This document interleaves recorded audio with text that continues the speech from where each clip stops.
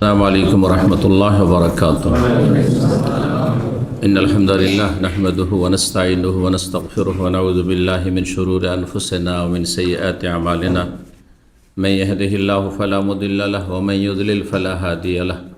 وأشهد أن لا إله إلا الله وحده لا شريك له وأشهد أن محمدا عبده ورسوله صلى الله تعالى عليه وعلى آله وصحبه وسلم تسليما كثيرا. أما بعد فإن خير الحديث كتاب الله وخير الهدي هدي محمد صلى الله عليه وسلم وشر الأمور محدثاتها وكل محدثة بدعة وكل بدعة ضلالة وكل ضلالة في النار. أعوذ بالله من الشيطان الرجيم.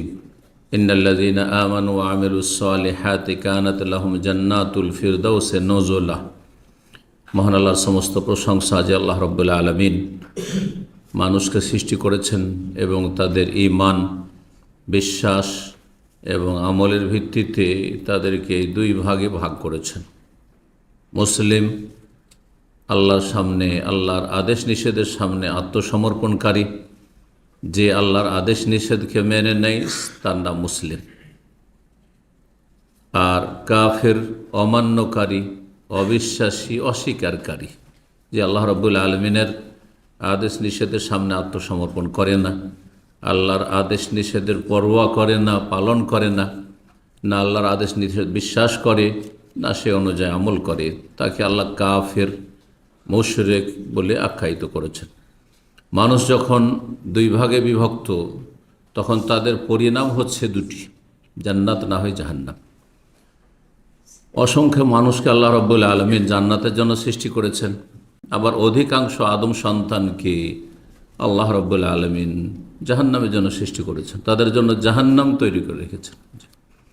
জান্নাত এবং জাহান্নাম তৈরি হয়ে আছে। জান্নাত সম্পর্কে আমাদের ধারাবাহিক আলোচনা চলছে। আজ 13ই রজব 1445 হিজরি মোতাবেক 25শে জানুয়ারি 2024 আমাদের এই ধারাবাহিক আলোচনা জান্নাত সম্পর্কে, জান্নাতি সম্পর্কে যে চলে আসছে তার একাদশ পর্ব, 11 নম্বর পর্ব। বিষয়বস্তু জান্নাত লাভের 10টি গুরুত্বপূর্ণ উপায়। জান্নাত লাভের উপায় এক একটি করে বয়ান করলে শত শত রয়েছে। জাহান্নাম থেকে বাঁচার উপায় আর জান্নাত হাসিলের উপায় অনেক রয়েছে। যদি এক একটি করে বয়ান করা হয়, যা কোরআন এবং হাদিসে বিভিন্ন জায়গায় ছড়িয়ে ছিটিয়ে রয়েছে, সেগুলি যদি কালেকশন করা যায়, কিন্তু তার মধ্যে যেগুলি মৌলিক বিষয়, যার মধ্যে একটি কথার মধ্যে অনেক কথাই চলে আসবে, এই রকম আজকে 10টি পয়েন্ট নিয়ে আলোচনা করব। যেসব নেক আমল এবং বিশুদ্ধ আকীদা, বিশ্বাস, ভালো আচার আচরণ আল্লাহর হকের ক্ষেত্রে, আল্লাহর সৃষ্টির হকের ক্ষেত্রে সেগুলি যদি করতে পারেন তাহলে জান্নাত লাভ করতে পারবেন। রব্বুল আলামিন আমাদের সকলকে যেন তৌফিক দান করেন। জান্নাত লাভের উপায় সম্পর্কে কোরআনে কারিমে একটি আয়াত বিভিন্ন ভাষায় এসেছে। প্রথম উপায় তা হচ্ছে ঈমান এবং নেক আমল। ঈমান মানে বিশ্বাসের সাথে স্বীকার করে নেওয়া, স্বীকৃতি দেওয়া, আর সেই অনুযায়ী ভালো কাজ করা। ভালো কাজের দুটো দিক রয়েছে, ইতিবাচক এবং নেতিবাচক। ভালো কাজ যেগুলি আল্লাহ এবং তার রাসূল সাল্লাল্লাহু আলাইহি ওয়াসাল্লাম ভালো বলেছেন সেগুলি করা, এটা হচ্ছে ইতিবাচক। যা করতে বলা হয়েছে সেগুলি করবেন আপনি, সেগুলি হচ্ছে আমাল সালেহ, নেক আমল। আর নেতিবাচক হচ্ছে যেসব মন্দ কথা, কাজ, সেগুলি থেকে বেঁচে থাকা, এটাও কিন্তু কর্ম। নেতিবাচক আপনার ভালো কাজ। কেন? একজন লোক ধরেন নিজের সময়টা যদিও কোনো নেকির কাজ করছে না, কিন্তু হারাম কাজে নেই।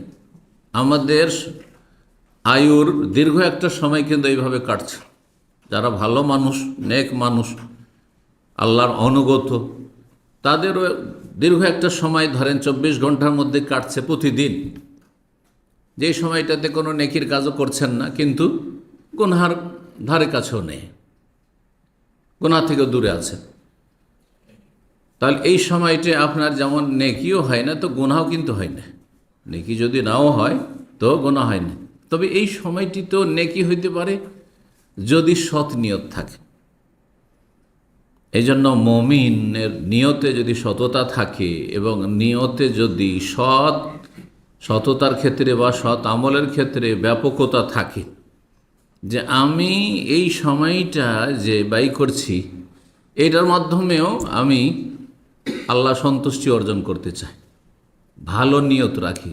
যেমন ধরেন ঘুমাচ্ছেন, প্রতিদিন অন্তত 6 থেকে 8 ঘন্টা ঘুমাচ্ছেন, এটা মধ্যম ঘুম। এই সময়টায় মুবাহ, তাই না, জায়েজ কাজ ঘুম। যদি আপনি সালাতের সময়, ফরজ ইবাদতবন্দির সময় না ঘুমান তাহলে ঘুমটা হচ্ছে জায়েজ। কিন্তু তাতে যদি নিয়ত থাকে যে আমি এই ঘুমের মাধ্যমে শরীরকে সুস্থ রেখে রবের ইবাদতবন্দি করব, ঠিকভাবে ইবাদতবন্দি করব, আর এই ঘুমের মাধ্যমে শরীরটাকে সুস্থ রেখে আমি হালাল রোজগার করব, হালাল রুজি রোজগারের মাধ্যমে আমার নিজের আহারের ব্যবস্থা, রিজিকের ব্যবস্থা করব, আমার অধীনে যারা রয়েছে, যাদের ভরণ পোষণের দায়িত্ব, স্ত্রী ছেলে মেয়ে রয়েছে, তাদের দায়িত্ব বহন করব, তাহলে আপনার ঘুমটাও হচ্ছে নেকি, ঘুমটা হচ্ছে আপনার নেকি। তো এইভাবে যদি আমরা সৎ নিয়ত রাখি তাহলে কিন্তু মুসলিম যারা ধরেন ফরজ ওয়াজিব আদায় করছে তাদের অনেকে কিন্তু এই নিয়তগুলো রাখেন না। দিন সম্পর্কে জ্ঞানের শোচনীয়তার কারণে হোক অথবা একটু গাফিলতির কারণে হোক, বেখেয়াল থাকার কারণে হোক, আমরা এইসব নিয়ত অনেকেই রাখেন না। ঘুমাইতে হয়, ঘুমাচ্ছি, হ্যাঁ শরীরের চাহিদা রয়েছে, ঘুমাচ্ছি, কিন্তু ঘুমটা কিসের জন্য? এই সুস্থ থেকে উঠে আল্লাহ রাব্বুল আলামিন সুস্থভাবে ইবাদতবন্দি করব, সুস্থ থেকে আমি দীর্ঘদিন আল্লাহ ইবাদতের সুযোগ নেওয়ার চেষ্টা করব এবং সুস্থ থেকে আমি ডিউটিটা করে আসবো, রুজিটা আমার হালাল হবে, ইত্যাদি ইত্যাদি। এইসব হয়তো এহতেসাব নেকির দিক আমাদের খেয়ালে থাকে না। আল্লাহ রাব্বুল আলামিন যেন এইসব আমাদেরকে বুঝার তৌফিক দান করেন। তো নেক আমল যেটা বলতে চাইছিলাম, কথা লম্বা হয়ে যাচ্ছে, ইতিবাচক নেতিবাচক। ওলামারা বলেছেন যেটা আমরা অনেক সময় অধিকাংশ মানুষ টের পাই না বা খেয়াল করি না, সেটা হচ্ছে ইবাদাতুত তারক, গুনাহ পরিত্যাগ করার ইবাদত।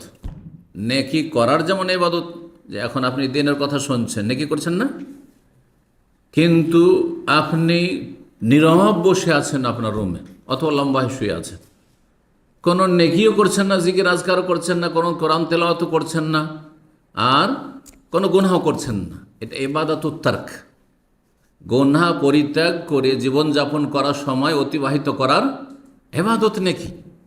জি, এই যে সময়টা আছে আপনি গুনাহ করছেন না, কিন্তু আপনার পাশে আরেকজন যেটুকু অবসর সময় পাচ্ছে সেই সময়টুকুতে নোংরামি করছে, বিভিন্ন গুনাহে জড়িয়ে, হয় সে ফিল্ম দেখছে, আর না হয় নোংরা ছবি দেখছে, না হয় আর কিছু করছে, না হয় কারো গীবত করছে, না হয় চুগলখড়ি করছে, না হয় মিথ্যা কথা বলছে, না হলে আর কিছু করছে, গান শুনছে ইত্যাদি। তো ঈমান এবং নেক আমলের ব্যাখ্যা করছিলাম। ঈমান মানে বিশ্বাসের সাথে স্বীকার করে নেওয়া, স্বীকৃতি দেওয়া। জি, সেটা হচ্ছে আল্লাহর সামনে আনুগত্য প্রকাশ করে। আল ইজআন মানে আনুগত্য প্রকাশ করা। বিশ্বাস শুধু এখানে আছে কিন্তু আনুগত্য প্রকাশ নেই, তাহলে ঈমান হবে না। আর তার সাথে যখন বিশ্বাস আছে সে অনুযায়ী আমল করা। আপনার বিশ্বাস আছে যে আমার রব হচ্ছেন আল্লাহ, রাদিয়াতু বিল্লাহ রব্বান, বিশ্বাস। সুতরাং রবের আপনি ইবাদতবন্দি করে, রব আপনার মাবুদ।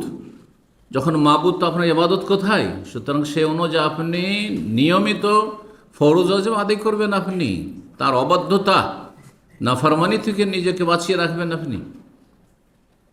তো ঈমানের সাথে নেক আমল করা মানে ফরজ ওয়াজিব আদায় করা, হারাম নাজায়েজ থেকে বেঁচে থাকা, তার সাথে অতিরিক্ত সুন্নত নফল বেশি বেশি করার চেষ্টা করা, অপছন্দনীয় সন্দেহ যেগুলো তো রয়েছে, যে কী জানি যদি না জায়েজ হয়, কী জানি জায়েজ কি না জায়েজ সন্দেহ, তাহলে সেগুলোতে বেঁচে থাকেন। জি, নেক আমল যদি কেউ করে ঈমানের সাথে, তাদের জন্য জান্নাত রয়েছে। এই মর্মে অনেকগুলি আয়াত রয়েছে, তার মধ্যে একটি আয়াত যেটা দিয়ে শুরু করেছি সূরা কাহফে রয়েছে, ইন্নাল্লাযীনা আমানু ওয়া আমিলুস সালিহাত, নিশ্চয় যারা ঈমান নিয়ে এসেছে, ওয়া আমিলুস সালিহাত এবং ভালো কাজগুলি করেছে, বললাম যে ভালো কাজ ইতিবাচক এবং নেতিবাচক।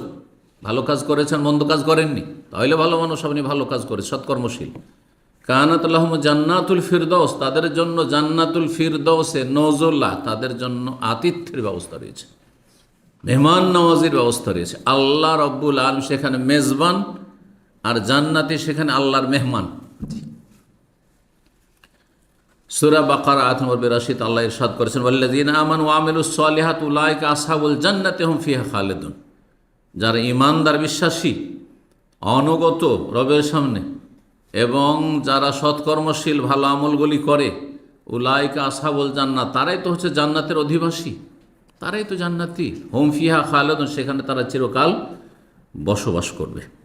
এই মর্মে সহিহ বুখারী 6987 নম্বর হাদিস আবু হুরায়রা রাদিয়াল্লাহু তাআলা আনহু বর্ণনা করছেন, রাসূলুল্লাহ সাল্লাল্লাহু আলাইহি ওয়াসাল্লাম বলেন, মান আমানা বিল্লাহি ওয়া বিরাসূলিহি, যারা আল্লাহ এবং তার রাসূল প্রতি ঈমান নিয়ে আসলো।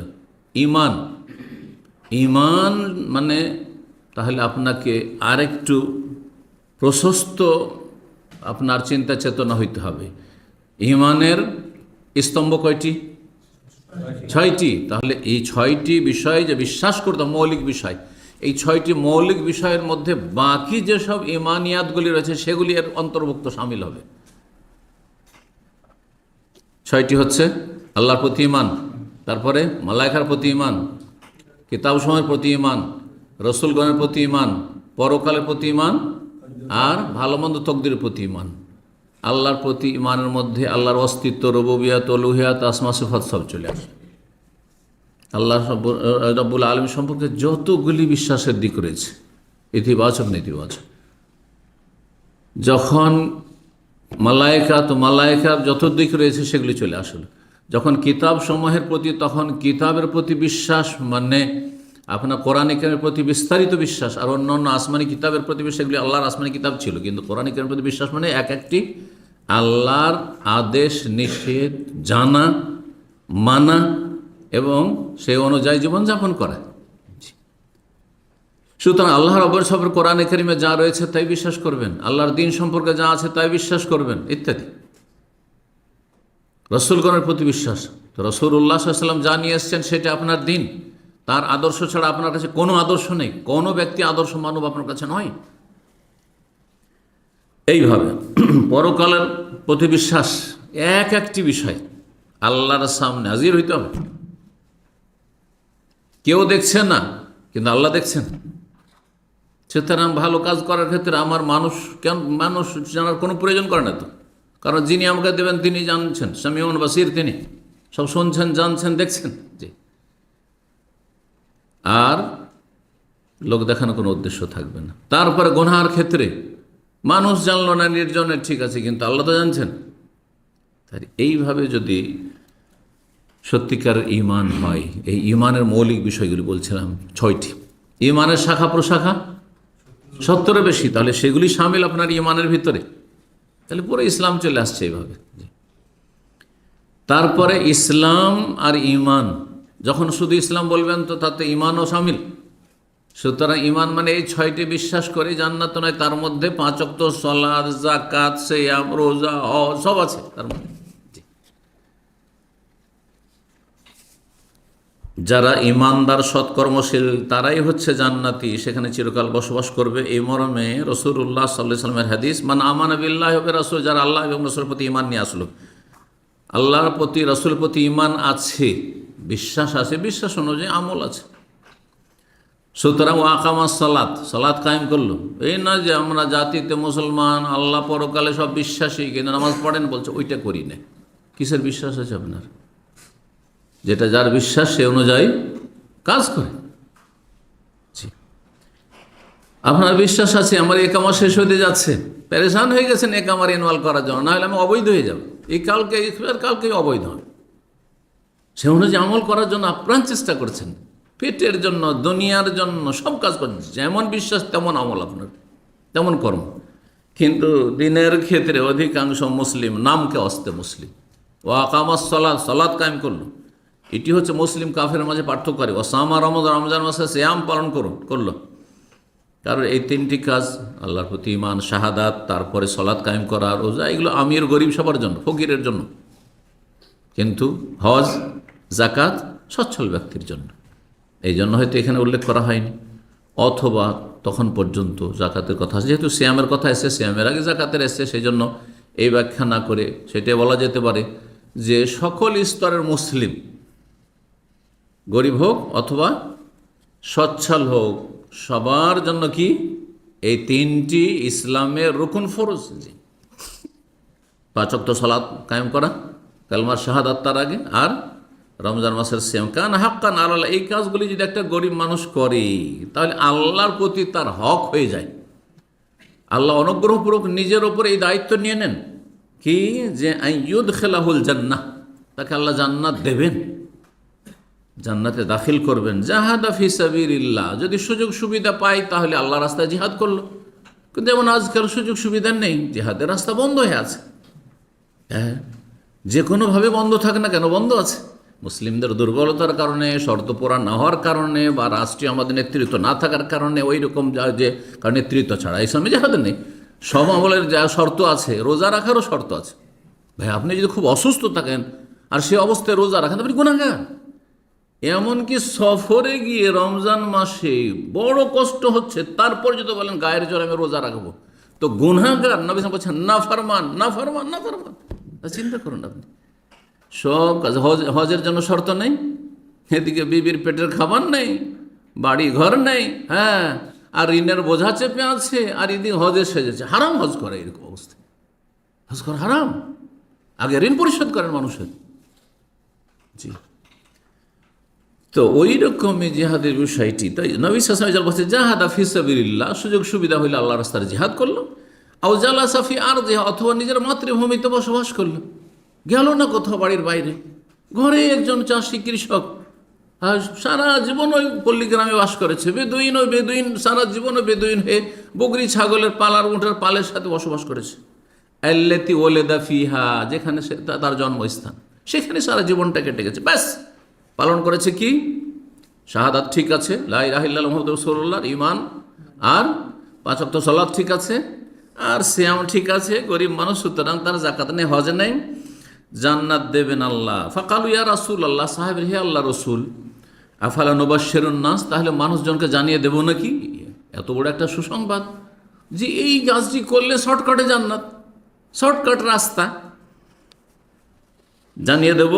কাল রাসূলুল্লাহ সাল্লাল্লাহু আলাইহি ওয়াসাল্লাম বললেন, আরো শোনো, ইন্না ফিল জান্নাতে মিআতা দারা, জান্নাতে 100টি স্তর রয়েছে। 100টি স্তরে, সবাই একই স্তরে নয়, আর সবাই আপন আপন জায়গায় থেকে এত প্রশান্তি লাভ করবে, মনে করবে যে আমার মতো কেউ নেই। দুনিয়াতে সাধারণত এটা হয় না। সবাই হ্যাঁ ওপর দিকে তাকাচ্ছেন দুনিয়াদাররা, হ্যাঁ, যে আমার চাইতে এরা বড় হয়ে গেল, আমার চাইতে পয়সা হলো, আমার চাইতে পয়সা, কিন্তু আমার চাইতে খারাপ অবস্থায় আছে এটা খুব কমই লোক দেখে থাকি। যার ফলে অধিকাংশ মুসলিমের অশান্তিতে আছে, অধিকাংশ মানব জাতি অশান্তিতে আছে। কার বেশি শান্তি, যে যত বেশি নিচের দিকে দেখবে। দুনিয়ার ক্ষেত্রে যে যত বেশি নিচের দিকে থাকবে, সে তত বেশি শান্তি পাবে, তার পরিতুষ্টি আসবে জীবনে। আর ধর্মীয় ক্ষেত্রে, জান্নাত লাভের ক্ষেত্রে, ঈমান এবং নেক আমল ক্ষেত্রে যে যত উপর দিকে দেখবে এবং কম্পিটিশন করবে, ও পারবে তো আমি পারবো না কেন, ও করবে তো আমি করবো না কেন, সে তাহাজ্জুদ পড়তে পারে আমি কেন পারবো না, সে সোমবার বৃহস্পতিবার রোজা রাখতে পারে ডিউটি করে রোদরে, তো আমি ঠান্ডায় থেকে পারবো না কেন, ইত্যাদি ইত্যাদি। সে যদি হজ করতে পারে, তার বেতন হচ্ছে 2000 1000, তো আমার তো 3000 2500 বেতন, কেন পারবো না, এইভাবে। জি, এই দুটো কথা মনে রাখবেন, সবসময় নিচের দিকে নয়, সবসময় ওপর দিকে নয়। নিচের দিকে তাকাবেন কখন, পার্থিব জীবনের ক্ষেত্রে। দুনিয়ার ক্ষেত্রে কাকে আল্লাহ কি দিয়েছেন, কে কেমন সুখে আছে, কে কত টাকা পয়সাওয়ালা, হ্যাঁ, এই ক্ষেত্রে নিচে দেখেন যে আমি যেখানে আছি আমার চাইতে অনেকে নিম্ন স্তরে বসবাস করছে, বড়ই কষ্ট রয়েছে, শান্তি পেয়ে যাবেন।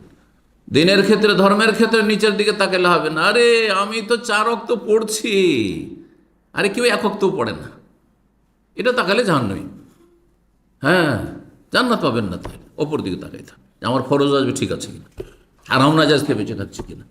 সে পারে তো আমি কেন পারবো না, এই নাকি আমলি করি করতে। সে যাতে ডেইলি প্রতিদিন গিয়ে যদি দিন শিখতে পারে, আমি সপ্তাহে একদিন কেন পারবো না, এতটুকু হয় না। দুনিয়া এবং দিনের ক্ষেত্রে এই বিষয়গুলো আমাদের জানা থাকতে হবে।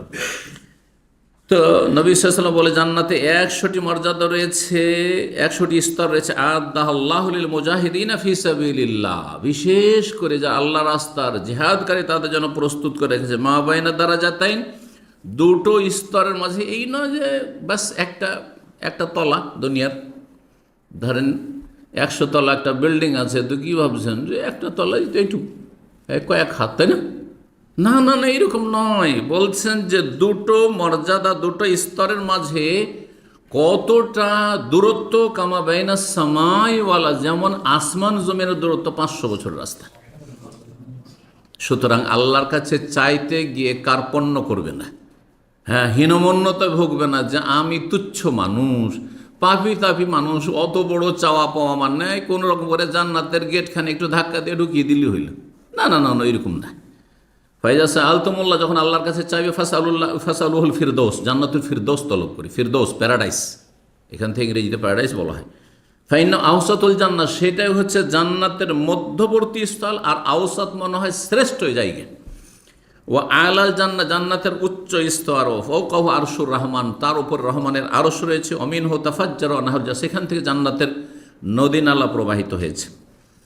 বললাম একটি পয়েন্ট, লম্বা হয়ে গেল, এখন সংক্ষেপে বলি, কারণ 10টি পয়েন্ট আজকে শেষ করতে হবে। দ্বিতীয় বিষয়, জান্নাত লাভের দ্বিতীয় উপায়, এই ঈমানেরই একটা গুরুত্বপূর্ণ দিক যেটা পৃথক করে বর্ণনা করা যায়, সেটা হচ্ছে আল্লাহর তৌহিদ, তৌহিদুল্লাহ, আল্লাহর একত্ব। তৌহিদ যদি থাকে আর মানুষের গুনাহও থাকে, তো একদিন না একদিন হয় সাজা শাস্তি আল্লাহ মাফ করে দেবেন এই তৌহিদের বরকতে। দুনিয়াতে কিছু ধাক্কা খেয়েছে, অসুখ বিসুখ হয়েছে, বালা মুসিবত হয়েছে, আর আর্থিক অধপতন হয়েছে, আর মানহানি হয়েছে, লাঞ্ছিত হয়েছে, এগুলো দিয়ে কাফারা হয়ে গেছে তৌহিদবাদীর।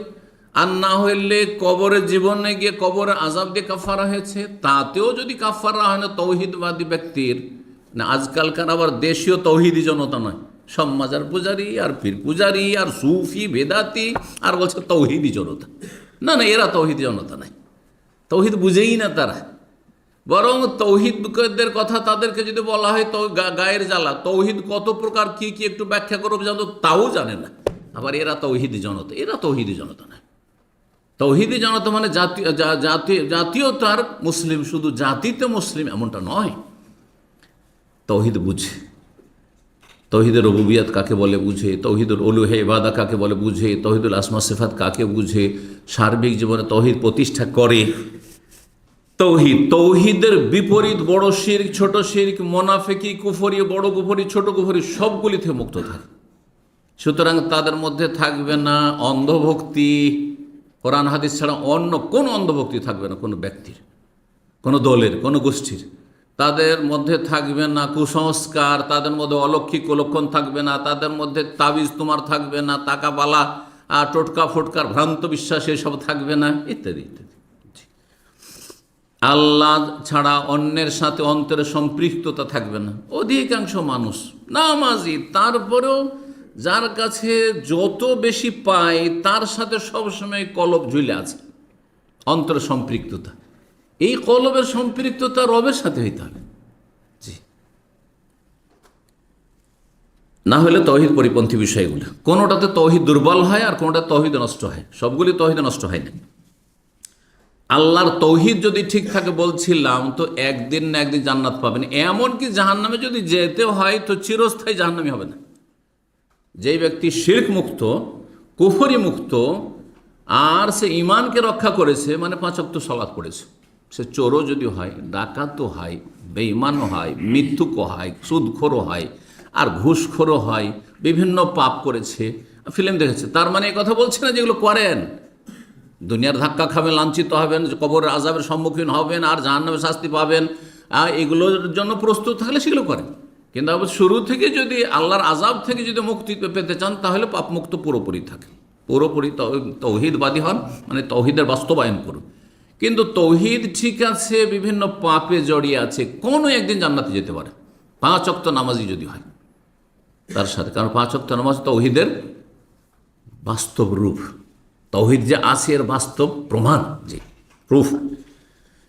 এই মর্মে অনেক দলিল রয়েছে যে তৌহিদের ফজিলত সম্পর্কে। তার মধ্যে একটি হাদিস বুখারী মুসলিমে রয়েছে, ইতবান বিন মালিক রাদিয়াল্লাহু তাআলা আনহু থেকে বর্ণিত, লম্বা হাদিস। তার একটি অংশ, ফাইনাল্লাহ হারাম আলান নার, জাহান্নামের উপর আল্লাহ হারাম করেছেন এমন কোন ব্যক্তিকে, মান ক্বালা লা ইলাহা ইল্লাল্লাহ, যেই ব্যক্তি বলল লা ইলাহা ইল্লাল্লাহ, আল্লাহ ছাড়া আমার সত্য কোনো মাবুদ নেই, আল্লাহ ছাড়া আমার রব নেই, আল্লাহ ছাড়া কোনো মাবুদ নেই, হ্যাঁ, আল্লাহ ছাড়া কারো সামনে ঝুঁকি না, আল্লাহ ছাড়া কারো আদেশ মানি না। জি, আদেশ মানি যদি আল্লাহ রাব্বুল আদেশের আওতাভুক্ত হয়। এবার এটা থেকে বুঝেন না যে আল্লাহ ছাড়া কারো আদেশ মানি না, মানে আমি সরকার আইন মানি না, আমি বাপের কথা মানি না, মায়ের কথা মানি না, সেটা আল্লাহর কথা মানলো। অন্যের কথা, আল্লাহ ছাড়া অন্যের কথা মানতে হবে আল্লাহ রাব্বুল আলামিনের আদেশ নিষেধের আওতাভুক্ত হয়ে, মানে যদি আদেশ নিষেধের বাইরে না চলে যায় তাহলে মানবেন। কিন্তু যদি দেখা যায় যে এই শাসকের কথা যদি মানি বা বাপের কথা মানি, তাহলে আল্লাহর নাফরমানি করে বেরিয়ে যেতে হচ্ছে, আল্লাহর আদেশ অমান্য করতে হচ্ছে, তাহলে তখন হারাম। আল্লাহ রাব্বুল আলামিনের আদেশ নিষেধ মানতে হবে এক নম্বর। রাসূলুল্লাহ সাল্লাল্লাহু আলাইহি ওয়াসাল্লাম আদেশগুলি আল্লাহরই আদেশ, রাসূলুল্লাহ সাল্লাল্লাহু আলাইহি ওয়াসাল্লাম নিষেধাজ্ঞাগুলি আল্লাহরই নিষেধাজ্ঞা। জি, বাকি বাপের আদেশ নিষেধগুলি আল্লাহর জরুরি নয়, সরকারের আদেশ নিষেধ জরুরি নয় যে আল্লাহ প্রদত্ত সবগুলি আল্লাহর বিধান। হইতে পারে আল্লাহ তার বিরুদ্ধে, আল্লাহর দিনের বিরুদ্ধে তাদের আদেশ নিষেধ রয়েছে। এই স্ত্রীর বিনা অনুমতিতে দ্বিতীয় বিয়ে করতে পারবে না, আইন আছে না? বহু মুসলিম দেশে তৈরি করা আছে, অমুসলিম দেশে শুধু না। আল্লাহর আইনের বিরোধী কথা, এইরকম বহু আইন তৈরি আছে যেগুলো ইসলামের সাথে সাংঘর্ষিক, সেগুলি মানা জায়েজ নাই। জি, তৌহিদ যদি থাকে, জাহান্নামের উপর আল্লাহ হারাম করেছেন এমন দেহকে, মান ক্বালা লা ইলাহা, যেই ব্যক্তি বলেছে তৌহিদের ঘোষণা লা ইলাহা ইল্লাল্লাহ, কিন্তু লা ইলাহা ইল্লাল্লাহ মন্ত্র পাঠ নয়, সেজন্য বলছে ইয়াবতাগি বিযালিকা ওয়াজহাল্লাহ, এই লা ইলাহা ইল্লাল্লাহ বলে সে আল্লাহকে সন্তুষ্ট করতে চেয়েছে, উদ্দেশ্য হচ্ছে আল্লাহ সন্তুষ্টি কামনা। যেই ব্যক্তি আল্লাহ তোমার ছাড়া কোনো আমার মাবুদ নেই এই কথা বলে আল্লাহকে সন্তুষ্ট করতে চায়, সে বেনামাজি হইতে পারে। সে মুয়াজ্জিন আজান দিয়ে বলছে হাইয়া আলাস সালাহ হাইয়া আলাল ফালাহ, ফরজ হাজির হওয়া, ফরজ হাজির হওয়া, আর সে গেল না, হইতে পারে এটা? হ্যাঁ, আল্লাহ বলছেন যে আমি মেরাজে এই 5 ওয়াক্ত 70 রাকাত দিলাম, এই 5 ওয়াক্ত যদি কেউ আদায় করে 50 ওয়াক্তের নেকি দেব। আর যেই ব্যক্তি আদায় করে না সেই ব্যক্তি কাফের হয়ে যায়। রাসূলুল্লাহ সাল্লাল্লাহু আলাইহি ওয়াসাল্লাম বলছেন আল্লাহরই কথা সেটি, ওয়াকিমুস সালাতা ওয়া লা তাকুনু মিনাল মুশরিকিন, সূরা রুমে আল্লাহ বলছেন আল্লাহর কথা, সালাত কায়েম করো, মুশরিক হয়ে যেও না। তার মানে কি, সালাত কায়েম না করলে তোমার মাঝে আর হিন্দুর মাঝে কোনো পার্থক্য নেই, জি, খ্রিস্টানের মাঝে আর তোমার মাঝে কোনো পার্থক্য নেই, ইসলাম থেকে বেরিয়ে চলে গেলে। তাহলে এটা হইতেই পারে না যেই ব্যক্তি লা ইলাহা ইল্লাল্লাহ বলে আল্লাহকে সন্তুষ্ট করতে চায় আর সে বেনামাজি হবে। হ্যাঁ, আল্লাহ যে কাজ হারাম করেছেন সেটা নির্দ্বিধায় করতে থাকবে, সেটা অনিচ্ছাকৃত ভুল হয়ে যেতে পারে, কিন্তু সাথে সাথে উঠে দাঁড়াবে, মানে সাথে সাথে তওবা করে সংশোধন করবে। জি, তৃতীয় জান্নাত লাভের উপায় তাকওয়া, আল্লাহ ভীরুতা, আল্লাহর ভয় ভীতি।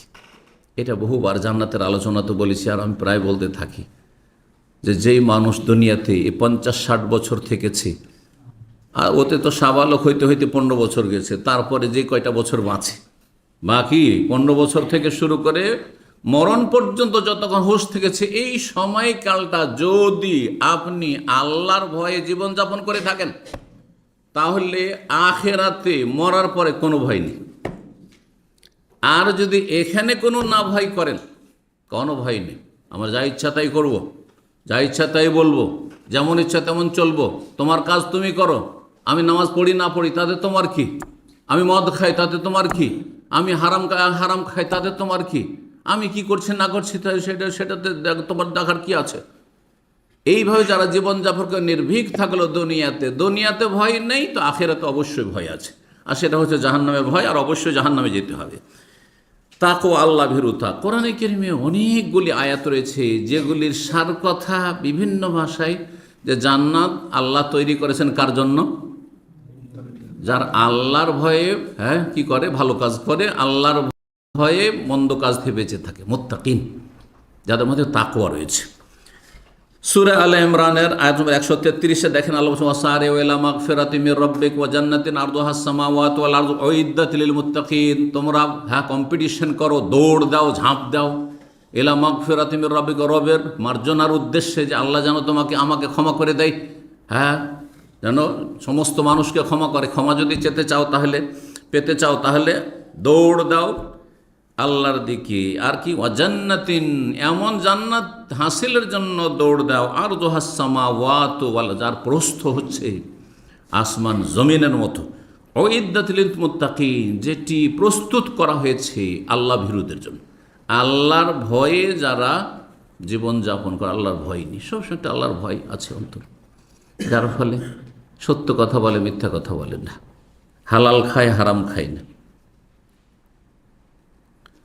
ভালো কাজ করে মন্দ কাজ করে না ইত্যাদি। এরা হচ্ছে মুত্তাকি। সূরা হিজর আয়াত 45 আল্লাহ বলছে ইন্নাল মুত্তাকিনা ফি জান্নাতি ওয়া উয়ুন, নিশ্চয় আল্লাহ ভীরুরা থাকবে কোথায়? জান্নাতে, বহু বাগান বিশিষ্ট জান্নাতে এবং বহু ঝর্ণা বিশিষ্ট জান্নাতে। আল্লাহ রাব্বুল সূরা মারিয়াম আয়াত 63-তে বলছেন তিলকাল জান্নাতুল্লাতী নূরিসু মিন ইবাদিনা মান কানা তাকি, এই জান্নাতের আমি ওয়ারিস, উত্তরাধিকারী বানাবো বা বানিয়েছি এমন ব্যক্তিদেরকে আমার বান্দাদের মধ্য থেকে, মান কানা তাকিয়া, যারা মুত্তাকি, যারা আল্লাহ ভীরু। আল্লাহ ভীরু ছাড়া শুধু জাতিতে মুসলিম জান্নাত পাবে এমন কথা নেই, কোরআন ও হাদিস স্পষ্ট করে। তিরমিজির 1927 নম্বর হাদিস, আর ইবনে মাজার 4236 নম্বর হাদিস, আবু হুরায়রা রাদিয়াল্লাহু তাআলা আনহু বর্ণনা করছেন যে সোয়েলা রাসূলুল্লাহ সাল্লাল্লাহু আলাইহি ওয়াসাল্লাম আকসার মা ইউদখিলু আল নাসাল জান্নাহ, জিজ্ঞাসা করা হয় রাসূলুল্লাহ সাল্লাল্লাহু আলাইহি ওয়াসাল্লামকে যে অধিকাংশ মানুষ কোন নেক আমলের বদৌলতে মাধ্যমে জান্নাত যেতে পারবে, কোন ভালো কাজের মাধ্যমে অধিকাংশ মানুষ জান্নাতে যাবে। দুটি কথা বলেছেন। বললেন তাকওয়াল্লাহ ওয়া হুসনুল খুলুক, আল্লাহর ভয় ভীতি, আল্লাহর ভয় অন্তরে রেখে ভালো কাজ করা। কি জন্য ভালো কাজ করছেন? আল্লাহর ভয়। কি জন্য মন্দ কাজ থেকে বেঁচে থাকছেন? আল্লাহর ভয়। ব্যাস, এই ভালো এবং মন্দর ক্ষেত্রে অন্তরে যেন কি থাকে? আল্লাহর ভয় ভীতি কাজ করে। কেন আপনি 5 ওয়াক্ত সালাত পড়তে মসজিদে যাচ্ছেন না? আল্লাহর ভয়ে যাচ্ছেন, আল্লাহর আযাবের ভয়ে যাচ্ছেন, আল্লাহর অসন্তুষ্টির ভয়ে যাচ্ছেন। কেন বাপ মাকে সন্তুষ্ট করার চেষ্টা করছেন? আল্লাহর ভয়। কেন আপনি রেড সিগন্যালে বেঁচে আছেন, ওই 3000 লাগবে সেজন্য নয়, আল্লাহর ভয়ে। আল্লাহ বলছে উলিল আমরি মিনকুম, সরকারের বৈধ আইন মেনে চল, সেই জন্য। চিন্তা করুন দেখি, এটা কাফেরও কিন্তু রেড সিগন্যালে দাঁড়াচ্ছে, এটা পাপিষ্ঠ, জীবনে একটা নেক কাজ করে না হয়তো, সেও কিন্তু সেখানে দাঁড়াচ্ছে, কিন্তু সে কোনো নেকি পায়নি। কিন্তু আপনি নেকি পাবো, একজন মুসলিম ধার্মিক নেকি পাবে, যার ইমানি চেতনা আছে, দিনের জ্ঞান আছে। কি জন্য আমি দাঁড়িয়ে গেলাম? অনেক সময় দেখা যাচ্ছে যে ফুটপাতে রেড সিগন্যাল আছে, কোনো লোকজন দেখছেন না, পারাপার করছেন, চলে যেতে পারবো তো, তারপরে গেলেন না আপনি। এখানে এদিক সেদিক কোনো ট্রাফিক পুলিশ টুলিশও নাই যে অসুবিধা আছে, তারপরে গেলেন না, কোনো ক্যামেরাও লাগানো নেই, তারপর যাচ্ছেন না কেন? কারণ এটা আল্লাহর হুকুম, আল্লাহর হুকুম যে তুমি সরকার আইন মেনে চলো, সেই জন্য। তো তাকওয়াল্লাহ, আল্লাহর ভয় ভীতি জান্নাতে যাওয়ার বা জান্নাত লাভের গুরুত্বপূর্ণ মাধ্যম। ও হুসনুল খুলুক, এবং উত্তম চরিত্র। অধিকাংশ মানুষ জান্নাতে যাবে আল্লাহ ভীতির মাধ্যমে, আর সৎ চরিত্রের মাধ্যমে। আল্লাহ রাব্বুল আলামিন যেন এই ভালো বৈশিষ্ট্যগুলো আমাদের মধ্যে নিয়ে আসার তৌফিক দান করে। আল্লাহর ভয় ভীতি থাকলে আল্লাহর হক নষ্ট করবে না, মানুষের হক, স্ত্রী ছেলে মেয়ে বাপ মা কারো হক নষ্ট করবে না, পাড়া প্রতিবেশী রুমমেট সাথী সঙ্গী কারো হক নষ্ট করবে না, অমুসলিমের হক নষ্ট করবে না, কারণ আল্লাহর ভয় আছে। জুলুম অবিচার করা, জুলুম করা, কাফের উপর জুলুম করা জায়েজ নাই। জি। আর উত্তম চরিত্র থাকলে কোনো মানুষকে কষ্ট দেবেন না, কোনো সৃষ্টিকে কষ্ট দেবেন, একটা বিড়ালকে কষ্ট দেবেন না আপনি। জি। ওয়াসইলা আকসারে মা ইউদখিলুন নাস আন-নার, জিজ্ঞাসা করা হলো যে অধিকাংশ মানুষ জাহান্নামে কেন যাবে, এর কারণ কি? সেখানেও দুটো কারণ বললেন। একটি হচ্ছে আল ফামু ওয়াল ফারজু, এই জবানের কারণে, মুখের কারণে, আর কিসের জন্য? আল ফারজু, গুপ্তাঙ্গের কারণে, লজ্জা স্থানের কারণে। এই জবান দিয়ে সে কুফরি কথা বলেছে, ইসলামের শত্রুতা করেছে, শিরকি কথা, ইয়া গৌস ইয়া খাজা করে গায়রুল্লাহকে ডেকেছে, বেদাতি জিকির করেছে, হু হু ইল্লাল্লাহ আল্লাহু, এসব করেছে। কথা বলছেন? বেদাতি ওয়াজিফা পড়েছে, বেদাতি নিয়ত পড়েছে, মিথ্যা কথা বলেছে, চুগলখড়ি করেছে, ধোঁকাবাজি করেছে, হ্যাঁ, ঠকেছে মানুষকে, সব জবান দিয়ে। জবানের কারণে, জবান দিয়ে যেমন অন্যায় কথা বলা হয়, তেমনি জবান দিয়ে মানুষ হারাম খায়। হ্যাঁ, হারাম রোজগার করছে আর খাচ্ছে, আমোদ ফুর্তি করে ছেলে মেয়েদেরকে নিয়ে। এই জিহ্বা স্বাদটা ভোগ করছে। জিহ্বাতে যদি আল্লাহ স্বাদের নিয়ামত না দিতেন, তাহলে হ্যাঁ মিষ্টি খাচ্ছেন না লবণ খাচ্ছেন না কি খাচ্ছেন, কোনো কিছুই টের পেতেন না, ঠিক কিনা? তাহলে এই জবানের কারণে অধিকাংশ মানুষ কোথায় যাবে? জাহান্নামে যাবে। জবানকে যদি কন্ট্রোল করে তাহলে জান্নাত। নবী সাল্লাল্লাহু আলাইহি ওয়াসাল্লাম বলেছেন, আমসিক আলাইকা হাযা, এটাকে ধরে রাখো, কন্ট্রোলে রাখো। জবান থেকে একটি কথা ছুটে যাওয়ার পরে, যেমন একটা গুলি বন্দুক থেকে ছুটে যাওয়ার পরে ফিরিয়ে নিয়ে আসা যায় না, তীর ছুটে যাওয়ার পরে ফিরিয়ে নিয়ে আসা যায় না, যেখানে ছেড়েছেন চলে গেল, নিশানায়। ওই রকমই কোনো কথা ফিরিয়ে নেওয়া যায় না। এই জন্য লেখকরা লিখার পরে সম্পাদন করার সুযোগ পায়। কয়েকবার করে সম্পাদনা করলো, নিজে করলো, অন্যকে দিয়ে করলো, আর তারপরে কারেকশন করে নিল। কিন্তু আলোচনা বক্তা বলতে গিয়ে অনেক সময় জিহ্বা এমনভাবে পিছলে গেল, হ্যাঁ, যেটা স্লিপ অফ টাং বলা হচ্ছে। জবানে কি বলতে চাইছিলে কি বলে ফেললেন, এটা হয়ে যায় অনেক সময়। আল্লাহ মাফ করুন। তো অনিচ্ছাকৃত হলে আল্লাহ মাফ করবেন, কিন্তু ইচ্ছা করে যদি হয়। জবানের কারণে আর কিসের কারণে? লজ্জা স্থানের। অধিকাংশ মানুষকে দেখবেন যে লজ্জা স্থানের পাপের ক্ষেত্রে পাপ মুক্ত নয়। কখনো জেনায় লিপ্ত হয়েছে, সমকামিতায় লিপ্ত হয়েছে, জি, আর হস্তমৈথুন করেছে, আর না হলে এই গুপ্তাঙ্গের কারণে চোখের গুনাহ করেছে, অন্তরে প্রেম করেছে, অবৈধ প্রেম করেছে বেগানা মহিলার সাথে। আরে তোমার মায়ের সাথে যদি কেউ করতো, তোমার বোনের সাথে কেউ যদি করতো, তোমার মেয়ের সাথে করতো, কেমন মজা লাগতো? তো যার সাথে তুমি এগুলো করেছো তুমি, আর সেটাও তো কারো মেয়ে, কারো বোন, কারো মা, খালা, কারো ফুফু ইত্যাদি। এই কথাটা বুঝলেই তো যথেষ্ট ছিল। জি, আর এই কথার একটা সাবালক ছেলে, নবী সাল্লাল্লাহু আলাইহি ওয়াসাল্লামের সাহাবী, সে বুঝে নেওয়ার পরে সাথে সাথে তওবা করে ফিরে এসেছে। আল্লাহ রাব্বুল আলামিন যদি কাউকে হেদায়েত করেন আর হেদায়েতের মানুষ চেষ্টা করে, তাহলে একটি কথাতে মানুষ হেদায়েত হইতে পারে, সঠিক রাস্তা পেতে পারে। লজ্জা স্থানের কারণে ফেসে যাবে, অনেকে জাহান্নামে যাবে। জি, আল্লাহ হেফাজত করুন। আর এই ফিতনার যুগে, জি, সমকামিতাকে বৈধতা দেওয়া হচ্ছে, সমকামিতার জন্য উৎসাহিত করা হচ্ছে, আর তাতে আপনার মানুষ লিঙ্গ পরিবর্তন করছে, আউযুবিল্লাহ। এগুলো হচ্ছে সমকামিতা রাস্তা। এটি জাতিকে ধ্বংস করবে, শুধু ব্যক্তিকে ধ্বংস করবে না, ব্যক্তি ধ্বংস হবে, পরিবার ধ্বংস হবে, সমাজ ধ্বংস হবে, দেশ ধ্বংস হবে, আল্লাহর জমিনে আযাব নেমে আসবে। আসমানি আযাব আর জমিনি গজব দিয়ে আল্লাহ রাব্বুল আলামিন এ সমস্ত অবাধ্য জাতিকে ওইভাবে ধ্বংস করবেন, যেমন লূত আলাইহিস সালামের এই সমকামী জাতিকে, লুচ্চা জাতিকে আল্লাহ রাব্বুল এমন করে ধ্বংস করেছেন যে মৃত সাগরে পরিণত করেছেন। আল্লাহ হেফাজত করুন, এবং পাপীদের অনিষ্ট থেকে আল্লাহ ভালো মানুষদের হেফাজত করুন। 4 নম্বর জান্নাতে লাভের উপায় হচ্ছে আল্লাহ এবং রসুলের আনুগত্য। আপনি আল্লাহর কথা মেনে চলুন, রসুলের কথা মেনে চলুন সাল্লাল্লাহু আলাইহি ওয়াসাল্লাম। এই মর্মে কোরআনে কারিমে বিভিন্ন ভাষায় আয়াত রয়েছে। সূরা নিসার আয়াত নম্বর 13 আল্লাহ বলছেন, ওমাইয়ুতি আল্লাহ ওয়া রাসূলাহু, আল্লাহ এবং রাসূলের যারা আনুগত্য করবে, মানে মেনে চলবে, আল্লাহর কথা মানবে, রসুলের কথা মানবে, ইউদখিলু জান্নাত, তাদেরকে বহু বাগান বিশিষ্ট জান্নাতে আল্লাহ দেবেন, তাজরি মিন তাহতিল আনহার, যার নিম্নদেশে বহু নদী নালা প্রবাহিত রয়েছে, খালিদিনা ফিহা, সেখানে চিরকাল বসবাস করবে, ওয়া যালিকাল ফাওজুল আযীম, এটি হচ্ছে মহা সাফল্য, আসল সফলতা, কামিয়াবি হচ্ছে এটি। এসব কামিয়াবি নয় যে দুনিয়ায় অমুক ব্যক্তি খুব সুখী, আর অমুকের ছেলে মেয়েরা পরিবারটি খুব সুখী, সবাই চাকরি বাকরি করে, সবাই বিদেশে থাকে, আর সবাই বড় বড় ব্যবসা নিজের নিজের করে, আর তাদের খুব মিল মহব্বত রয়েছে, সেই জন্য খুব সফল পরিবার। না, এগুলো সফলতা নয়। আসল সফলতা হচ্ছে যে এই ব্যক্তি মরে গেলে জান্নাত পাবে কিনা। যাকে সফল বলছেন বা যেই পরিবারটিকে সফল বলছেন, এরা মরলে জান্নাত পাবে না জাহান্নামে যাবে, এটা হচ্ছে সফলতার মাপকাঠি। যদি জান্নাত যেতে পারে তাহলে সফল, আল ফৌজুল আজিম, মহা সাফল্য অর্জন করলো। আর যদি জাহান্নামী হয় তো রাজাধিরাজা হয়ে, রাষ্ট্রপতি প্রধানমন্ত্রী হয়ে, আর শক্তিধর হয়ে, আর ধনাঢ্য ধনকুপ হয়েও এরা সবচেয়ে লাঞ্ছিত। জি, সবচেয়ে লাঞ্ছিত।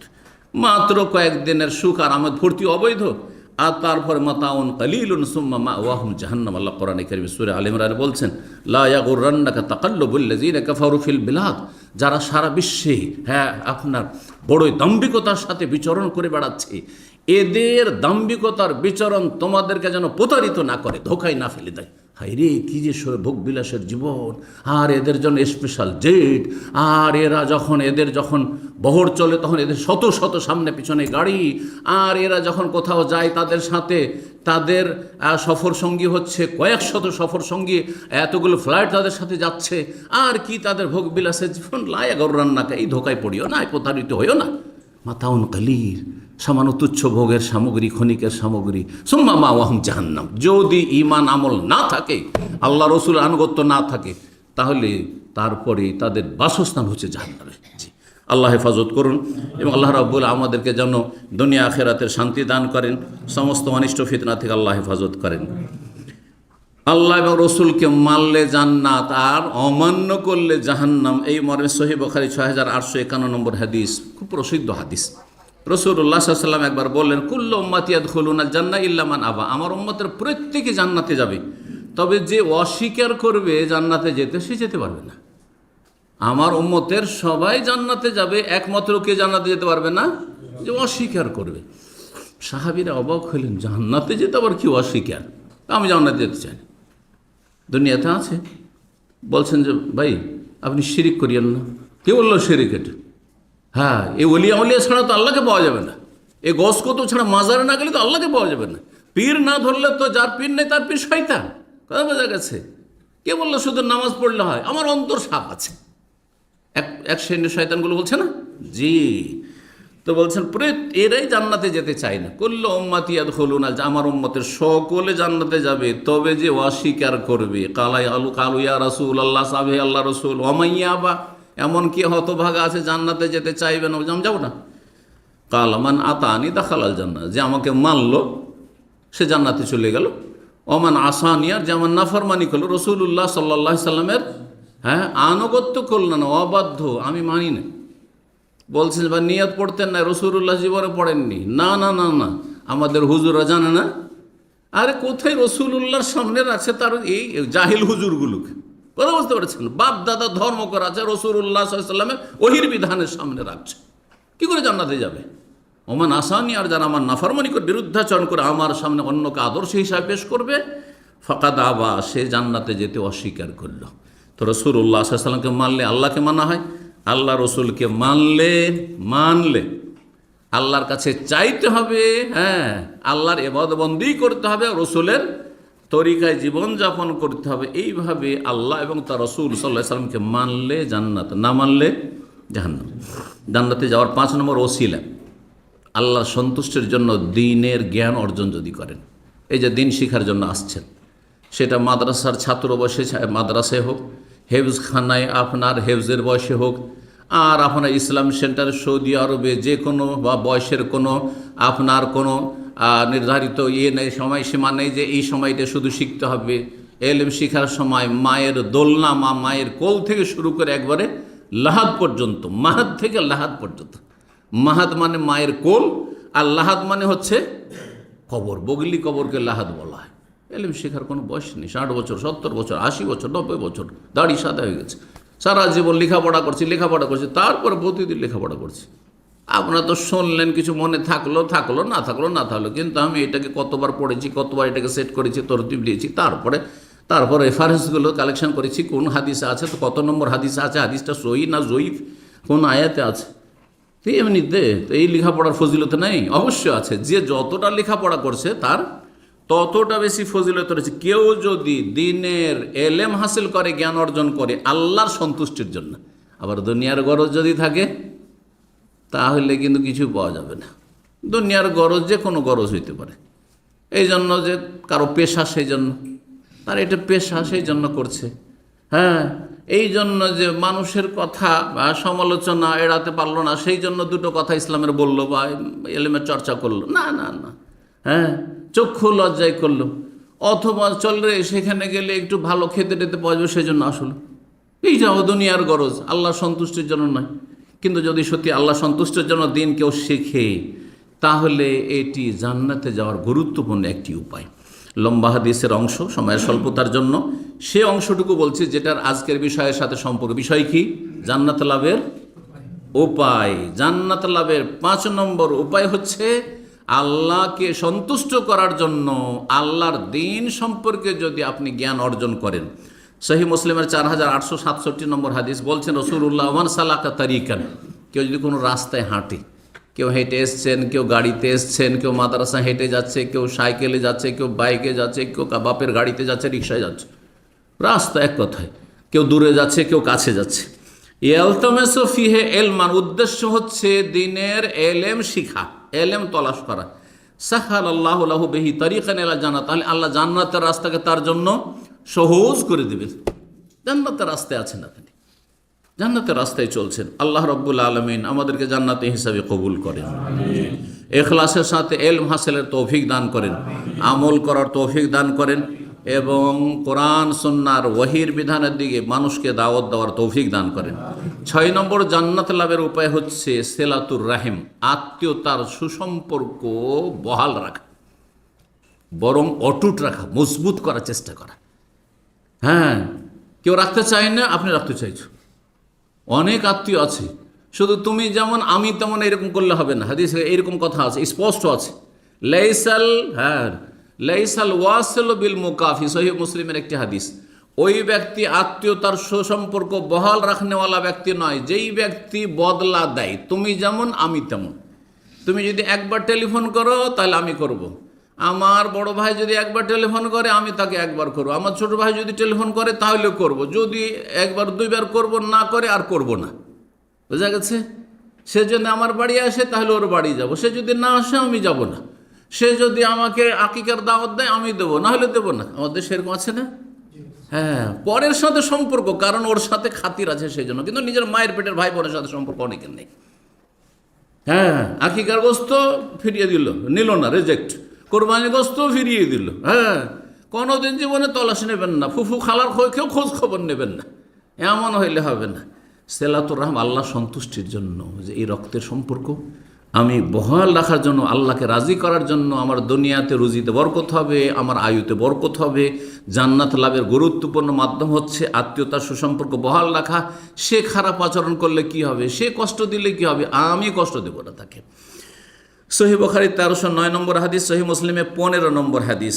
জনৈক ব্যক্তি নবী সাল্লাল্লাহু আলাইহি ওয়াসাল্লামের কাছে আসলো, আসার পরে বলছে, আবু আইয়ুব আনসারী রাদিয়াল্লাহু হাদিসটির বর্ণনাকারী বলছেন, ওই ব্যক্তি, আখবিরনি বিআমালিন ইউদখিলুনি জান্নাহ, হে আল্লাহ রসুল, আমাকে এমন একটা আমল বলে দেন যাতে আমি জান্নাত যেতে পারি, জান্নাত আমাকে নিয়ে যায় ওই আমল। নবী সাল্লাল্লাহু আলাইহি ওয়াসাল্লাম তা'বুদুল্লাহ ওয়া লা তুশরিকু বিহি শাইআ, প্রথম বললেন তৌহিদের কথা, আল্লাহর ইবাদত করবে, তার সাথে শরীক করবে না, 1।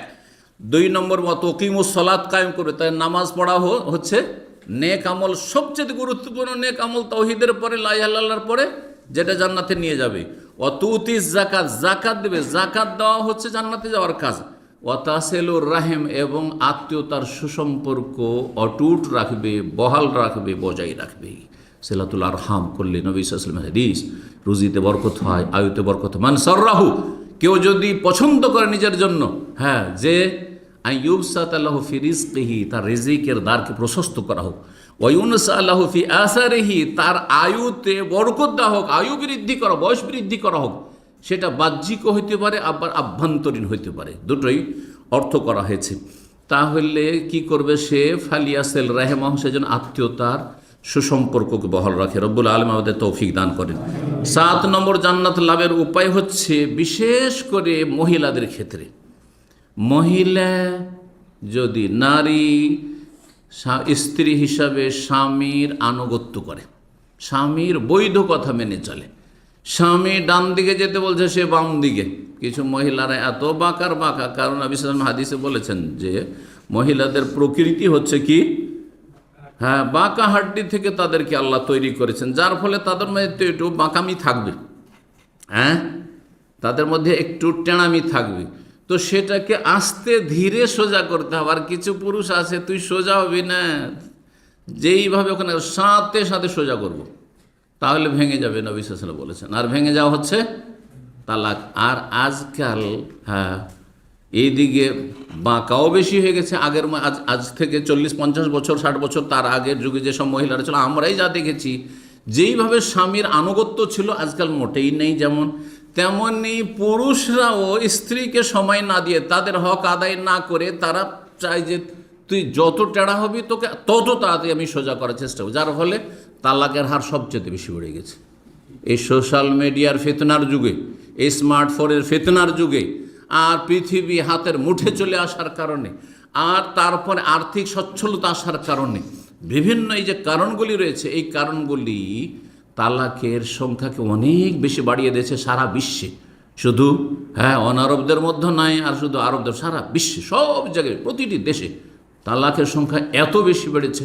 আর সহশিক্ষায় এবং একসাথে চাকরি বাকরি করা, চিন্তা করেন, স্বামীকে 1 ঘন্টা সময় দিতে চায় না স্ত্রী, কিন্তু চাকরি করার জন্য এত মরিয়া তার বসকে, তার কলিগকে 8 ঘন্টা সময় দিচ্ছে। আর সেখানে কতবার যে সার করছে, আর ওকে সন্তুষ্ট রাখার জন্য কত যে পাইতারা করছে, আর কত যে একটা হাসি দিচ্ছে, কত যে একটা চোখের একটা আকর্ষণ দিচ্ছে, যাতে করে আমার মুষ্টিতে কবজাতে থাকে এই বস, আমার সুপারভাইজার, আমার ফোরম্যান, আমার ম্যানেজার। চেষ্টা করছে না? চিন্তা করা উচিত এসব মহিলাদেরকে, যারা চাকরিজীবী মহিলা, যে তুমি কতক্ষণ তোমার স্বামীকে সময় দিছো বলো তো দেখি।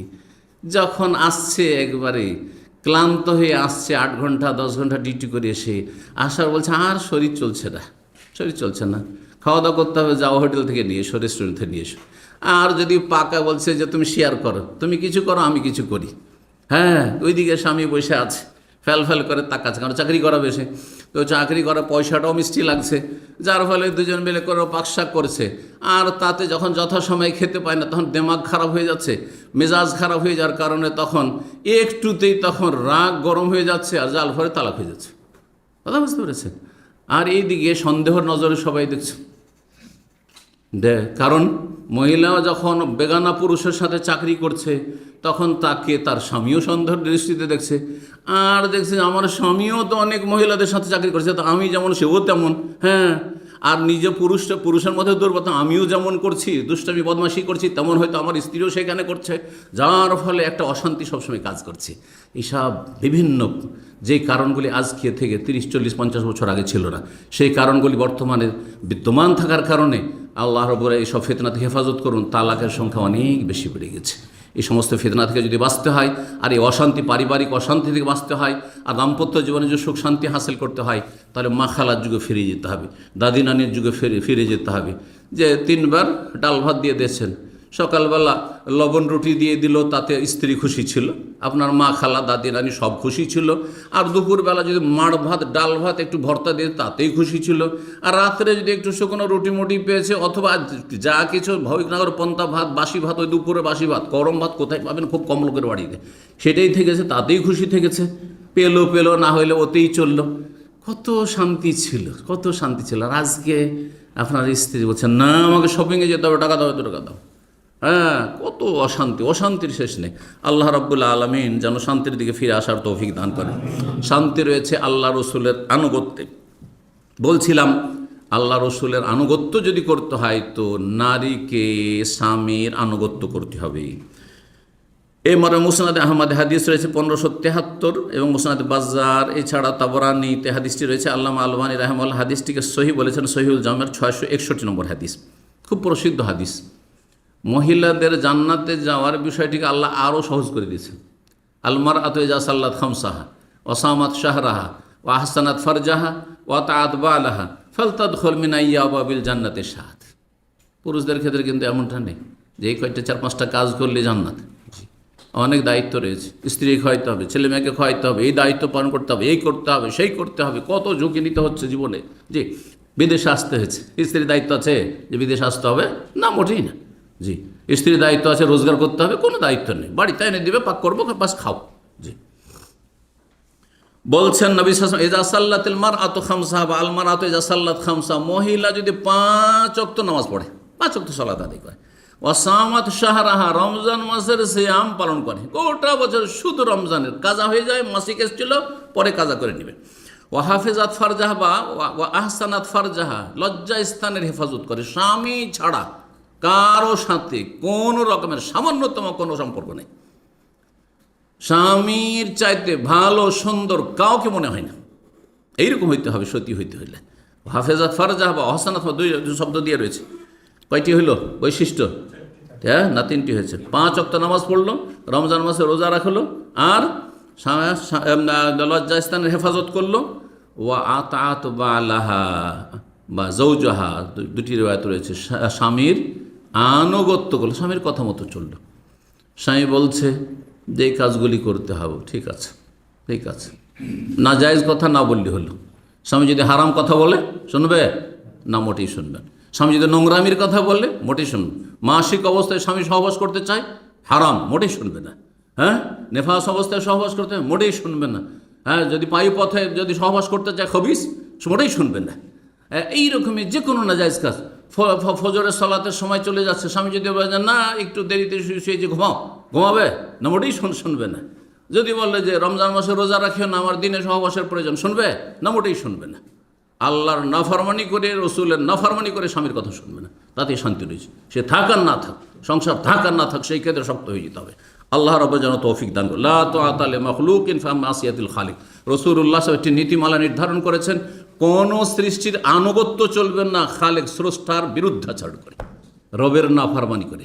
রব যাতে খুশি আছে, রব যদি বৈধতা দিয়ে থাকে, এই জন্য সুন্নত নফল রোজা, আরাফার রোজা রাখতে চাইছে, মহরমের আশুরা রোজা রাখতে চাইছে, সোমবার বৃহস্পতিবার স্ত্রীর রোজা রাখতে চাই। স্বামী যদি বলে যে না আমার কিন্তু এই আরাফার দিনে প্রয়োজন, তারপর রাখবে না, স্বামীকে সন্তুষ্ট করে এতটুকু করবে।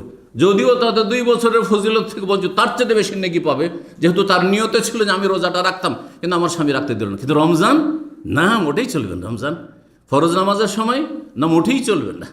আল্লাহ রাব্বুল যেন সঠিক বুঝ দান করেন, আমলের তৌফিক দান করেন। এই 4টি কাজ যদি করে, 5 ওয়াক্ত নামাজ পড়লো, রমজান মাসে রোজা রাখলো, লজ্জা স্থান হেফাজত করলো এবং স্বামীর আনুগত্য করলো, তিল আল্লাহা, আখেরাতে হাসর মাঠে বলা উদখুলিল জান্নাহ, জান্নাতে প্রবেশ করো, মিন আইয়ি আবওয়াবিল জান্নাতে শি'তি, যে কোনো দরজা দিয়ে চাও না কেন। ফালতাদখুল মিন আবওয়াবিল জান্নাতে, ফালতাদখুল মিন আইয়ি আবওয়াবিল জান্নাতে 57 রিওয়ায়াত রয়েছে, যে কোনো দরজা দিয়ে সে প্রবেশ করুক না কেন, আল্লাহ রাব্বুল তাকে অপশন দেবেন যে জান্নাতের 8টি দরজা আছে, যে কোনোটা দিয়ে তুমি ঢুকে যেতে পারো। সেই মহিলাকে আল্লাহ বলবেন, তার স্বামীকে বলবেন, এমন কোনো হাদিস নেই কিন্তু। আর এই 4-5টা কাজ করে একজন পুরুষের দায়িত্ব শেষ হয়ে যায় না, হয় না, মোটে শেষ হয় না। আল্লাহ যেন বুঝার তৌফিক দান করেন এবং নারী জাতিকে আল্লাহ রাব্বুল আলামিন যেন পাপমুক্ত থাকার এবং স্বামীর আনুগত্য করার এবং আল্লাহ রাব্বুল আনুগত্যের তৌফিক দান করেন। 8 নম্বর জান্নাত লাভের উপায় হচ্ছে বিশেষ করে কন্যা সন্তানের প্রতিপালন। ছেলে সন্তানও নেকি রয়েছে, কিন্তু ছেলে সন্তানের প্রতিপালনে দুনিয়ার অনেক গরজও থাকে। অধিকাংশ লোকের গরজ আছে, আমার এই ছেলেটা যদি ডাক্তার বানায়, ইঞ্জিনিয়ার বানায়, তমুক বানায়, অথবা যদি বড় হয় তাহলে একসময় বার্ধক্যে, এটা হচ্ছে আমার বার্ধক্যের লাঠি, এটা আমার বড়, আমার আশা আকাঙ্ক্ষা ভরসা। আমি যখন বুড়ো হয়ে যাব তখন আমি তো আর কাজ করে খেতে পারবো না। হ্যাঁ, আমার ওয়াইফটা তো কাজ করে খেতে পারে, তখন কে খাবে, কার কাছে থাকবো? এই ছেলের কাছে থাকবে। কিন্তু মেয়ের ক্ষেত্রে সাধারণত এই আশা করা যায় না। ওকে ডাক্তার বানাইলো, হ্যাঁ, বিয়ে হয়ে যাবে, আর এক সংসারে চলে যাবে, তারপরে তার ওই চাকরির টাকাটা দিতে পারবে। প্রফেসর হয়ে গেছে আপনার মেয়ে, বিয়ে হয়ে গেছে, আপনাকে দিতে পারবে, বাপকে দিতে পারবে। অনেক সময় স্বামী অসন্তুষ্ট, অনেক জালেম স্বামী আছে, অথচ তার ব্যক্তি মালিকানা, ইচ্ছা করলে তার বাবাকে দিতে পারে। এই টাকার ওপর কোনো অধিকার রাখে না তার স্বামী। তারপর সাধারণত দেখা যায় যে বিবাহিতা মেয়ে বাপকে মাকে ওইভাবে দেখাশোনা করতে পারে না যেভাবে একটা ছেলে পারে, যদি সত্যি সে যদি সৎ হয় তাহলে। তো ছেলেদের ক্ষেত্রে দুনিয়ার গরজ থাকে, কিন্তু কন্যা সন্তানের দুনিয়ার গরজ নেই। 20 বছর 25 বছর পর্যন্ত একটা বড় বোঝা দায়িত্ব পালন করো, আর ভালো ইমানি ইসলামী তরবিয়ত করো, যাতে করে আমার মেয়েটা পর্দানাসীন হয় আর নামাজি হয়, আর তারপরে এর ঘরে আমানত তুলে দিতে হচ্ছে। জি, চিন্তা করুন। এই জন্য যারা বিয়ে শাদী করছেন বা করেছেন, চিন্তা করবেন যে আপনার কাছে যে মেয়েটা এসেছে এত সহজে আসেনি। যে ব্যক্তি এর ইমানি ইসলামী পালন করেছে, ভালো আদব কায়দা শিখিয়েছে, তার মূল্যায়ন করুন, তার যথাযোগ্য আপনি সম্মান দেন এবং তার শ্রদ্ধা করুন। আল্লাহ তৌফিক দান করুন। অনেক বেয়াদব জামাই রয়েছে, অনেক বেয়াদব ছেলেরা রয়েছে, যারা শ্বশুর শাশুড়ি কোনো মূল্যায়ন করে না। রব্বুল আলামিন যেন আমাদেরকে সব বুঝ দান করেন। মেয়েদেরকে প্রতিপালন করলে যে জান্নাত নিশ্চিত, তবে ফরজ ওয়াজিব যেগুলো মৌলিক বিষয় সেগুলো ঠিক রেখে, তাওহীদ ঠিক থাকতে হবে, 5 ওয়াক্ত নামাজ ঠিক থাকতে হবে। তারপরে জান্নাতে যাওয়ার ওসিলা হচ্ছে মেয়েদের প্রতিপালন। আচ্ছা, মেয়ে নেই, বোন, অনেকের বোন আছে, বাবা বৃদ্ধ হয়ে গেছে, বাবা অচল হয়ে গেছে, বাবা মারা গেছে, তাই না? তো বোনগুলোকে মানুষ করেছেন, তাতেও জান্নাত পাবেন। এই মর্মে সহিহ মুসলিমের একটি হাদিস 6765 বলছেন, মান আলা জারিয়াতাইন, যেই ব্যক্তি 2টি মেয়ের প্রতিপালন করবে, লালন পালন করবে, দাখাল তো আনা ওয়াহুয়াল জান্নাহ, নবী সাল্লাল্লাহু আলাইহি ওয়াসাল্লাম আমি এবং সে জান্নাতে যাব কাহাতাইন, এই 2টো আঙ্গুলের মতো পাশাপাশি থাকবো সেখানে। যেমন ইয়েতিমের প্রতিপালনের ক্ষেত্রে ফজিলত রয়েছে, এই হাতাইন এইভাবে দেখিয়েছেন নবী সাল্লাল্লাহু আলাইহি ওয়াসাল্লাম, যে এতিমের যদি একটা এতিমের লালন পালন করে সাবালক করে দেন, শুধু ছেলেটাকে সাবালক করে দেন এতিম ছেলেকে, তাহলে ফজিলত।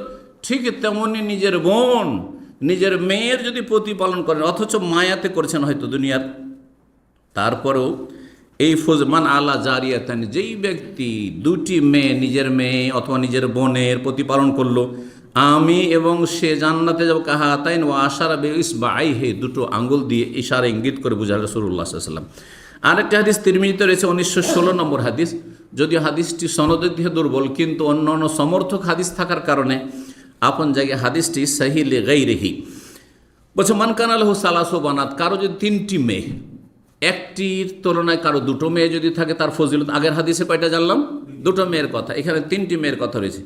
আও সালাসু আখাওয়াত, অথবা 3টি বোন ছিল, আও বিনতানে, অথবা 2 মেয়ে ছিল, আও উখতানে, 2টো বোন ছিল, ফা আহসানা সোহবাতাহুন্না, তাদের সাথে সুসম্পর্কটা বহাল রাখো, তাদের সাথে চলাফেরা আচার আচরণটা ঠিক রাখো। এই নয় যে অনেকে কিন্তু বোনদের অত্যাচার করে, মারধর করে, মেয়েকে মারধর করে, মেয়েকে দেখতে পারে না, ছেলেকে খুব আদর যত্নে খাওয়ায়, ওরা পাবে না। কিন্তু 2 নজরে দেখে, ছেলেটাকে খুব কদরের সম্মানের নজরে দেখে, বড় আশা আকাঙ্ক্ষা নিয়ে, আর মেয়েটাকে তুচ্ছ নজরে দেখে, যখনই দেয় ছেলেকে বেশি দেয়, মেয়েকে কম দেয়, না, এটা চলবে না। জি, যখন আপনি মারা যাবেন তখন 2 ভাগ ছেলে 1 ভাগ মেয়ে, কিন্তু জীবদ্দশায় যদি এই ফর্মুলা কেউ ফিট করে যে খেতে দেবো, 3 থালা দেবো ছেলেকে আর 1 থালা দেবো মেয়েকে, চলবে? 3 পিস দেবো ছেলেকে, বা কয় পিস, 2 পিস দেবো ছেলেকে আর 1 পিস দেবো মেয়েকে, চলবে না? মোটেই চলবে না, মোটেই চলবে না, হারাম। চিকিৎসার ক্ষেত্রে 1 লক্ষ টাকা খরচ হলে একটা ছেলের চিকিৎসায়, মেয়ে অসুস্থ হয়েছে, না ছেলের জন্য 1 লক্ষ করেছে, এর জন্য 50,000, চলবে না? দরকার বেশি করতে হবে। হতে পারে যে মেয়ের চিকিৎসাতে 5 লাখ লাগতে পারে, সেটা জায়েজ, যার যেমন প্রয়োজন। জি, কিন্তু ইন্তেকাল বা মিরাসের বিষয়টি ভিন্ন। জি, যদি ভালো তাদের সাথে আচার আচরণ করে, ওয়াত্তাকাল্লাহ ফিন, আল্লাহকে যদি ভয় করে মেয়েদের ক্ষেত্রে, বোনদের ক্ষেত্রে, ফালাহুল জান্নাত, তাহলে তার জন্য রয়েছে কি? জান্নাত। সহিহ বুখারী মুসলিম আরেকটি হাদিস বলি, সেই হাদিসটি ছোট্ট হইল অত্যন্ত গুরুত্বপূর্ণ। মানবতুলিয়া মিন হাজিহিল বানাত, আল্লাহ যদি কাউকে পরীক্ষা করেন মেয়ে দিয়ে, কারণ মেয়ে পরীক্ষা অনেক সময়, মেয়েকে পর্দার মধ্যে রাখতে হবে, পুশিদা রাখতে হবে, মান ইজ্জতের ব্যাপার।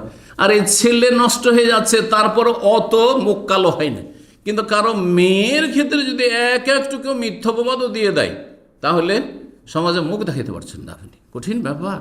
জি, মানবতুলিয়া মিন হাজিহিল বানাত, এই মেয়েদেরকে দিয়ে কন্যা সন্তানের দিকে মানুষের আগ্রহ থাকে না অনেকেরই।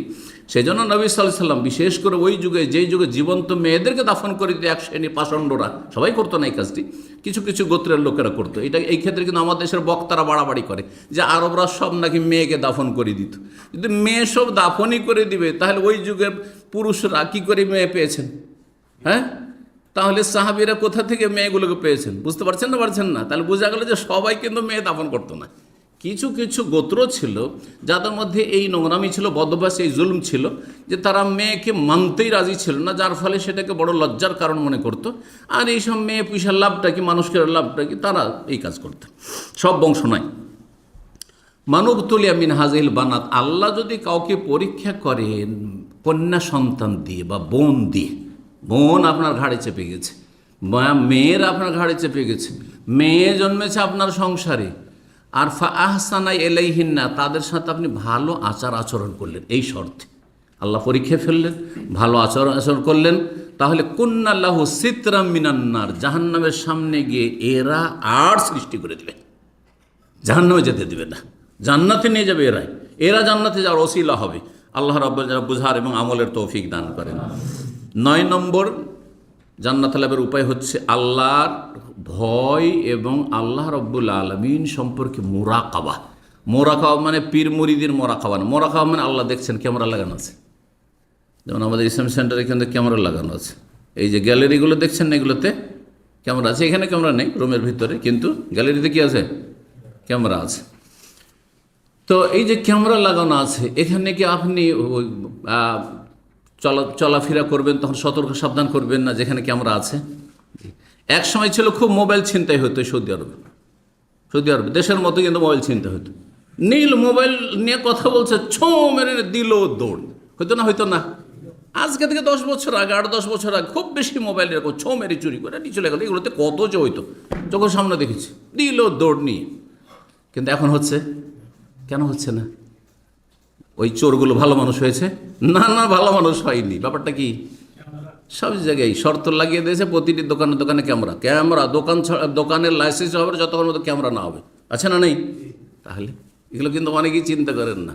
এই নয় যে এসব ভালো মানুষ হয়ে গেছে, না, কখনো ভালো মানুষ, খারাপই আছে। ইল্লা মাশাআল্লাহ, ব্যতিক্রম। আল্লাহ হিদায়াত দান করুন। তো কথা হচ্ছে যে আল্লাহর ভয় এবং আল্লাহ আমাকে দেখছেন, আল্লাহর ক্যামেরা লাগানো আছে, দেখছেন তো দেখছেন, শুনছেন, জানছেন, ওগুলোর পরে মোরাকাবা এখানে ক্যামেরা লাগানো আছে। আরে বিল্ডিংয়ে তো ওই ধরেন একটা ফ্লোরে 1-2 ক্যামেরা লাগানো আছে, ঠিক কিনা? কিন্তু আমাদের এই কাঁধে একটা, এতটুকু বডি, তাতে এখানে একটা ক্যামেরা লাগানো আছে। ইযা তালাক্কাল মুতালাক্কিয়ান আনিল ইয়ামিনি ওয়া আনিশ শিমালি কাঈদ, ডানে বসে আছে, বামে বসে আছে, এখানে 2 পাশে বসে আছে। মা ইয়ালফিযু মিন কাওলিন, যে কোনো কথা বলছেন না কেন, যেমন আমার কথা ক্যামেরায় রেকর্ড হচ্ছে, ঠিক তেমন তার চাইতে বেশি বা যত্নের সাথে এখানে রেকর্ড হচ্ছে। ইল্লা লাদাইহি রাকিবুন, রাকিব থেকে মুরাকাবা, প্রস্তুত হয়ে রয়েছে, আতীত প্রস্তুত হয়ে রেকর্ড করছে। কিরামান কাতিবিন, সম্মানিত লেখকগণ, তারা প্রস্তুত হয়ে রয়েছে। জি, তো এই ভয়ভীতি রাখা। এ মর্মে সূরা রহমানে আল্লাহ বলছেন, আয়াত নম্বর 46, ওয়ালিমান খাফা মাকামা রাব্বিহি, আল্লাহর সামনে দাঁড়াইতে হবে। এই ভয় যার অন্তরে আছে দুনিয়াতে, তার জন্য কি? জান্নাতান, দুটি জান্নাত রয়েছে, স্পেশাল 2টি জান্নাত রয়েছে। আল্লাহ বলছেন জান্নাতে যাওয়ার পরে 2টি স্পেশাল বাগান, স্পেশাল জান্নাত রয়েছে। আল্লাহ বলছেন আরো সূরা নাজিয়াত আয়াত নম্বর 40-41, ওয়া আম্মা মান খাফা মাকামা রাব্বিহি ওয়া নাহান নাফসা আনিল হাওয়া ফাইনাল জান্নাতা হিয়াল মাওয়া। শুনে রাখো, পক্ষান্তরে যে রবের সামনে দণ্ডায়মান হওয়াকে ভয় করবে, যে আল্লাহর সামনে একদিন দাঁড়াইতে হবে রে, ওয়া নাহান নাফসা আনিল হাওয়া, যেহেতু আল্লাহর সামনে দাঁড়ানোকে ভয় করতো, সেজন্য নিজেকে কুপ্রবৃত্তির অনুসরণ থেকে, মনের পূজা থেকে, খেয়াল খুশি চলাফেরা থেকে, যে খেয়াল খুশি জীবনযাপন করা, এতে থেকে বাঁচিয়ে রাখলো। তার যারা খেয়াল খুশি জীবনযাপন করে, যা ইচ্ছা তাই করবো, যা ইচ্ছা তাই বলবো, যেমন ইচ্ছা তেমন চলবো, তারা কিন্তু জান্নাতি নয়, তারা জান্নাতি নয়। আল্লাহ বলছে ওয়ান্নাহান নাফসা আনিল হাওয়া, আল্লাহর সামনে দাঁড়াইতে হবে সেই ভয় নিয়ে, সে নিজেকে কুপ্রবৃত্তির অনুসরণ থেকে বাঁচিয়ে রাখলো। ফাইনাল জান্নাতা হিয়াল মাওয়া, তাহলে জান্নাত হচ্ছে তাদের বাসস্থান। জান্নাতের পথ স্পষ্ট করে দিয়েছেন।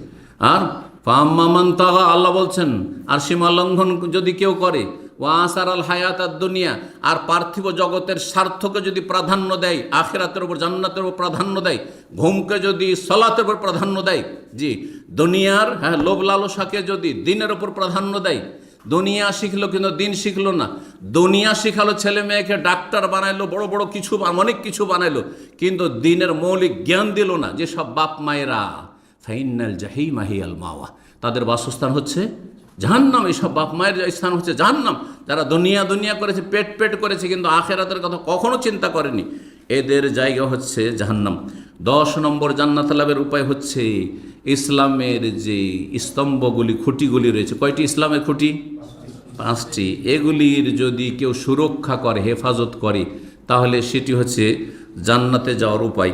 এই মর্মে রাসূলুল্লাহ সাল্লাল্লাহু আলাইহি ওয়াসাল্লামের একটি হাদিস রয়েছে, জনৈক ব্যক্তি এসে বলল, দুল্লানি আলা আমালিন আমালুহু ইউদনিনি মিনাল জান্নাহ ওয়া ইউবাইদুনি মিনান নার। বিভিন্ন ভাষা দিয়ে এসেছে, হে আল্লাহ রসুল, আমাকে এমন কিছু আমল বলে দেন যে আমলগুলি আমাকে জান্নাতের কাছাকাছি করে দেবে, নিকটবর্তী করে দেবে, আর জাহান্নাম থেকে আমাকে দূরে রাখবে। কালা তা'বুদুল্লাহ ওয়া লা তুশরিকু বিহি শাইআ, আল্লাহর ইবাদত করো, আল্লাহর সাথে শরীক করিও না। লা ইলাহা ইল্লাল্লাহ মুহাম্মাদুর রাসূলুল্লাহ এর প্রতিষ্ঠা করো। ওয়া তুকিমুস সালাত, সালাত কায়েম করো। ওয়া তুতিজ যাকাত, আর যাকাত আদায় করো। রমজান মাসের সিয়ামের কথা অন্য রিওয়ায়াতে রয়েছে। তখন পর্যন্ত হজ ফরজ হয় যে, সেই জন্য হজের কথা আসেনি, কিন্তু সেটাকে আমাদের সংযোজন করতে, কারণ ইসলামের ফরজ রুকন হচ্ছে এই পাঁচটি। এর মাধ্যমে সে আনুগত্য প্রকাশ করলো। ওয়াতাসেলো রাহিমাকা, যা রাহিমাকা, এবং আত্মীয়দের সাথে সুসম্পর্ক বহাল রাখো। আল্লাহর হক আদায় করলে তুমি তৌহিদের মাধ্যমে, লা ইলাহা ইল্লাল্লাহ মুহাম্মাদুর রাসূলুল্লাহর মাধ্যমে, সালাত কায়েমের মাধ্যমে, যাকাত দেওয়ার মাধ্যমে, আর সিয়ামের মাধ্যমে, হজের মাধ্যমে। কিন্তু মানুষের হক কীভাবে আদায় করবে? বোঝো, তাসেলো যা রাহিমাকা, তোমার রক্তের যে সম্পর্ক, বাপ মায়ের সাথে, ভাই বোনের সাথে, আত্মীয় স্বজনের সাথে, বংশধরের সাথে, গ্রামবাসীর সাথে, এই সেলাতুল আরহাম সুসম্পর্ককে বহাল রাখবে। ফালামাত বার, লোকটি এই কথাগুলি শুনে চলে গেল।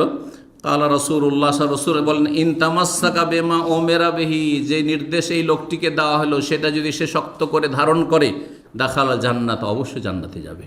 তাহলে ইসলামের ফরজগুলি যদি কেউ আদায় করে, তাহলে এটি জান্নাতে যাওয়ার গুরুত্বপূর্ণ ওসিলা। আল্লাহ রাব্বুল আমাদের সকলকে জান্নাতুল ফিরদৌস দান করেন এবং জান্নাতে যাওয়ার মতো আমল করার তৌফিক দান করেন।